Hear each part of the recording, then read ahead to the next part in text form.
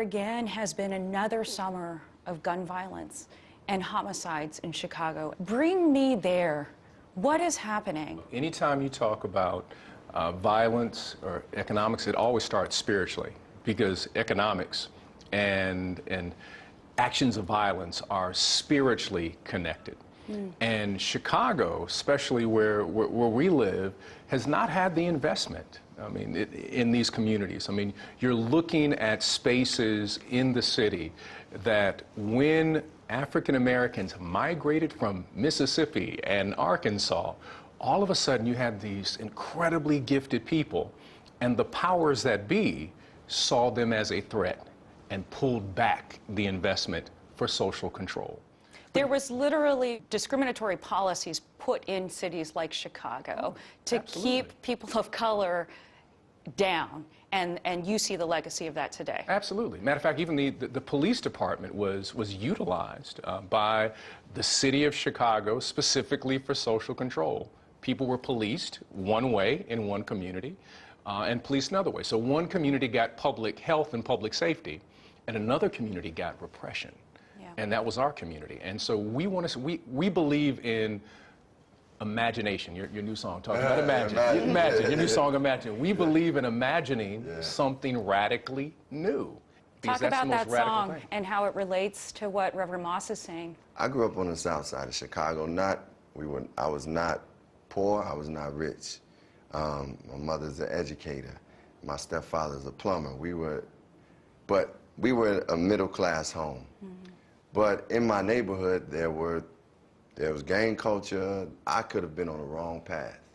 But what was it that allowed me to see myself as valuable and work towards that and dream and think about things? Well, one is for surely God and spirituality. Another is my mother, making sure that was reinforced in her love and showing me that, hey, these are opportunities that you can seek out and have.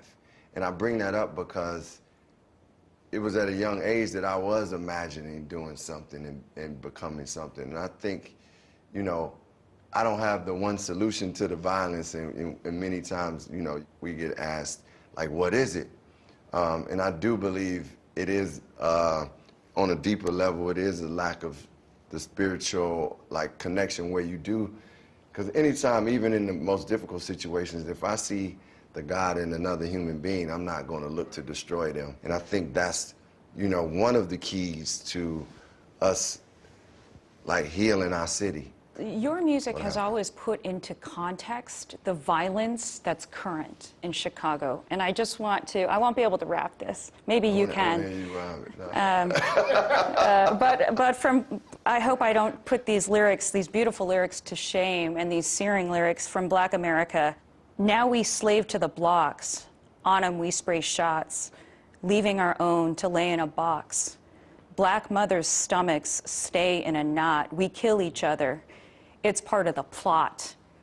Yes. Part of the plot. What did you mean? Well, what I meant from that is that America, when it comes to black life, has never allowed black life to have its presence where it's a human being that can have great education, health, even pursuit for themselves. If you think of the foundation of America, we were enslaved. Our people were enslaved and dehumanized, and that has been the mentality that has been passed on generation through generation. We still got Jim Crow laws, and we still got mass incarceration, and now the plot has been to say, man, we are in fear of the equality and rise of black people, so we're going to figure out ways to make sure that they don't come up. We're going to push you down, and we'll do it indirectly, we'll do it subconsciously, we'll do it directly by shooting you in the streets. And until people who are leading the country say, man, that plot is no longer acceptable, that mentality won't be healed, as we said. The right word is healed, because it's wounds on black people and in the country. I'm trying to put myself in the shoes of a black kid living in a pocket of violence in Chicago that seems inexorable. And I'm feeling that I would feel anger, and I wonder, how do you speak to that? I think the first thing is that you have to tell them the truth.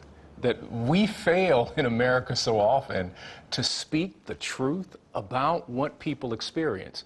So as a young African-American male or young African-American female, you have people who sugarcoat or lie to you about what you experience and see every single day. We need truth tellers. You know, the art of what Common is doing. He is a truth teller. And Scripture says the truth will set you free. The other piece is that we no longer can frame black life solely as tragic. There are tragic moments, tragic experience, but we have such depth of spirit to always rise above the tragic. That's why we write the blues. But the blues is not about necessarily hanging my head. It means that I'm experiencing something existential, but at the same time I see something powerful in the future. That's what happens with the black experience. And I hear two things from what you're saying, all in all, if I could sum up. It's you're focused on the practical and the spiritual. Yes.